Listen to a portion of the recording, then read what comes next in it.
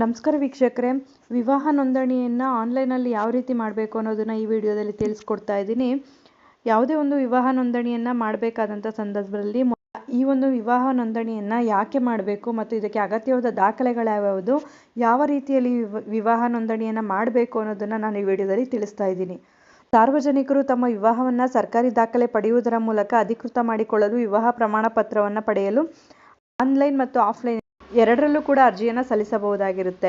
ವಿವಾಹ ನೋಂದಣಿಯನ್ನು ಎಲ್ಲಿ ಮಾಡಿಸ್ಬೇಕು, ನೋಂದಣಿ ಮಾಡಿಕೊಳ್ಳುವುದರಿಂದ ಆಗುವಂಥ ಪ್ರಯೋಜನ ಏನು, ಅಗತ್ಯ ದಾಖಲಾತಿಗಳೇನು, ಈ ಒಂದು ಸಂಪೂರ್ಣ ಮಾಹಿತಿಯನ್ನು ಈ ವಿಡಿಯೋದಲ್ಲಿ ತಿಳಿಸ್ತಾ ಇದ್ದೀನಿ.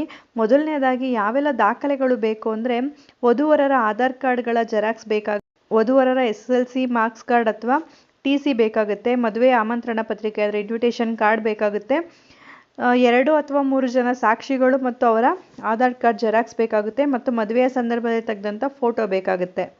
ಆನ್ಲೈನಲ್ಲಿ ಯಾವ ರೀತಿಯಾಗಿ ಅರ್ಜಿಯನ್ನು ಸಲ್ಲಿಸ್ಬೋದು ಅಂದರೆ, ರಾಜ್ಯ ಸರ್ಕಾರದ ಅಧಿಕೃತ ವೆಬ್ಸೈಟ್ ಆದಂಥ ಕಾವೇರಿ 2.0 ಜಾಲತಾಣವನ್ನು ಪ್ರವೇಶ ಮಾಡಿ, ಅಂದರೆ ವೆಬ್ಸೈಟನ್ನು ಓಪನ್ ಮಾಡಿ ಇಲ್ಲಿ ನೀವು ಅರ್ಜಿಯನ್ನು ಸಲ್ಲಿಸ್ಬೋದಾಗಿರುತ್ತೆ. ಮೊದಲನೇದಾಗಿ ಒಂದು ಮ್ಯಾರೇಜ್ ರಿಜಿಸ್ಟ್ರೇಷನಲ್ಲಿ ಅಪ್ಲೈ ಮಾಡುವಂಥ ಒಂದು ಲಿಂಕನ್ನು ಕ್ಲಿಕ್ ಮಾಡಬೇಕಾಗುತ್ತೆ. ಮೊದಲನೇ ಬಾರಿಗೆ ಈ ಒಂದು ವೆಬ್ಸೈಟನ್ನು ಓಪನ್ ಮಾಡ್ತಾ ಇದ್ದಾಗ ಅಲ್ಲಿ ರಿಜಿಸ್ಟ್ರನ್ನು ಮಾಡ್ಕೋಬೇಕಾಗುತ್ತೆ. ನೀವು ಅಲ್ಲಿ ರಿಜಿಸ್ಟರ್ ಬಟನ್ ಮೇಲೆ ಕ್ಲಿಕ್ ಮಾಡೋದ್ರ ಮುಖಾಂತರ ರಿಜಿಸ್ಟ್ರನ್ನು ಮಾಡ್ಕೋಬೋದು. ರಿಜಿಸ್ಟರ್ ಆದ ನಂತರ ಲಾಗಿನ್ ಮಾಡಬೇಕಾಗುತ್ತೆ. ನೀವು ರಿಜಿಸ್ಟರ್ ಮಾಡೋ ಸಂದರ್ಭದಲ್ಲಿ ನಿಮಗೆ ID ಮತ್ತು ಪಾಸ್ವರ್ಡನ್ನು ನೀಡಲಾಗಿರುತ್ತೆ. ಅದರ ಮುಖಾಂತರ ನೀವು ಲಾಗಿನ್ ಆಗಬೇಕಾಗುತ್ತೆ.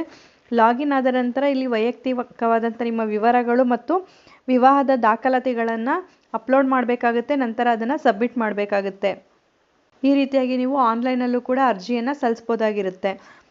ಈ ಒಂದು ವಿವಾಹ ನೋಂದಣಿ ಪತ್ರವನ್ನು ಏನಕ್ಕೆ ಮಾಡಿಸ್ಬೇಕು ಅಂತ ಹೇಳೋದಾದರೆ, ಇದು ಮಹಿಳೆಯರಿಗೆ ಒಂದು ಭದ್ರತೆಯನ್ನು ನೀಡುತ್ತೆ. ಮದುವೆ ಆಗಿರೋದಕ್ಕೆ ಒಂದು ವ್ಯಾಲಿಡ್ ಪ್ರೂಫ್ ಆಗಿ ಇದು ಎಲ್ಲ ಕಡೆಯಲ್ಲೂ ಸಾಬೀತುಪಡಿಸ್ಬೋದಾಗಿರುತ್ತೆ. ಪತಿ ಅಥವಾ ಪತ್ನಿ ಇವರ ಪೈಕಿ ಯಾರಾದರೂ ಬ್ಯಾಂಕ್ ಡೆಪಾಸಿಟ್ ಅಥವಾ ವಿಮಾ ಪಾಲಿಸಿಯಲ್ಲಿ ನಾಮನಿರ್ದೇಶನ ಮಾಡಿದ್ದರೆ, ಅವರು ಮರಣ ಹೊಂದಿದಾಗ ಅವರ ಹೆಸರಿನಲ್ಲಿದ್ದ ಬ್ಯಾಂಕ್ ಡಿಪಾಸಿಟ್ ಅಥವಾ ವಿಮಾ ಪಾಲಿಸಿ ಹಣವನ್ನು ಕ್ಲೈಮ್ ಮಾಡಲು ಇದು ಉಪಯುಕ್ತ ಆಗುತ್ತೆ. ವಿದೇಶಗಳಲ್ಲಿ ಪತಿ ಅಥವಾ ಪತ್ನಿಯನ್ನು ಕರೆದೊಯ್ಯುವಾಗ ವೀಸಾ ಪಡೆಯುವ ಸಂದರ್ಭದಲ್ಲೂ ಕೂಡ ಇದು ಅವಶ್ಯಕತೆ ಇರುತ್ತೆ. ಅದೇ ರೀತಿಯಾಗಿ ಯಾವುದೇ ಒಂದು ಸರ್ಕಾರದಿಂದ ದೊರೆಯಬಹುದಂಥ ಸೌಲಭ್ಯಗಳನ್ನ ಪಡ್ಕೊಳ್ಳೋವಂಥ ಸಂದರ್ಭದಲ್ಲಿ, ಸಾಮಾನ್ಯವಾಗಿ ಹೆಣ್ಣು ಮಕ್ಕಳು ಹುಟ್ಟಿದಂಥ ಸಂದರ್ಭದಲ್ಲಿ ಭಾಗ್ಯಲಕ್ಷ್ಮಿ ಬಾಂಡ್ನ ಮಾಡಿಸೋದಕ್ಕಾಗಿರ್ಬೋದು, ಅಥವಾ ಕೆಲವೊಂದು ಸರ್ಕಾರದಿಂದ ಸಿಗುವಂಥ ಸವಲತ್ತುಗಳನ್ನ ಪಡ್ಕೊಳ್ಳೋದಕ್ಕೆ ಈ ಒಂದು ಪ್ರಮಾಣ ಪತ್ರಗಳು ಅಗತ್ಯ ಆಗಿರುತ್ತೆ. ಈ ಕೆಲವೊಂದು ಸಲ ಆನ್ಲೈನಲ್ಲಿ ಮಾಡಲಿಕ್ಕೆ ಬರೋದಿಲ್ಲ ಅಂತ ಅಂದವರು ಸಬ್ ರಿಜಿಸ್ಟ್ರಾರ್ ಆಫೀಸಲ್ಲಿ ನೇರವಾಗಿ ಎಲ್ಲ ದಾಖಲೆಗಳನ್ನು ತೆಗೆದುಕೊಂಡೋಗಿ ಸಾಕ್ಷಿಗಳ ಸಮ್ಮುಖದಲ್ಲಿ ಒಂದು ಅರ್ಜಿಯನ್ನು ಸಲ್ಲಿಸ್ಬೋದಾಗಿರುತ್ತೆ. ಈ ಒಂದು ವಿವಾಹ ನೋಂದಣಿಯನ್ನು ಎಷ್ಟು ದಿನದೊಳಗೆ ಮಾಡಿಸ್ಬೇಕು, ಮದುವೆ ಆದಂಥ ಎಷ್ಟು ದಿನದ ಒಳಗೆ ಮಾಡಿಸ್ಬೇಕು ಅನ್ನೋದಕ್ಕೆ ಯಾವುದೇ ಒಂದು ಕಾಲ ಪರಿಮಿತಿ ಇಲ್ಲ. ಯಾವಾಗಾದರೂ ಕೂಡ ಮದುವೆ ಆದ ನಂತರ ನೀವು ಇದನ್ನು ಮಾಡಿಸ್ಕೋಬೋದಾಗಿರುತ್ತೆ. ಆದರೆ ಇದೊಂದು ಪ್ರಮುಖವಾದಂಥ ಕಾನೂನುಬದ್ಧ ವ್ಯಾಲಿಡ್ ಪ್ರೂಫ್ ಆಗಿರೋದ್ರಿಂದ ಪ್ರತಿಯೊಬ್ಬರು ಮದುವೆ ಆದಂಥವ್ರು ಇದನ್ನು ಮಾಡಿಸೋದು ಬಹಳ ಮುಖ್ಯ ಆಗಿರುತ್ತೆ.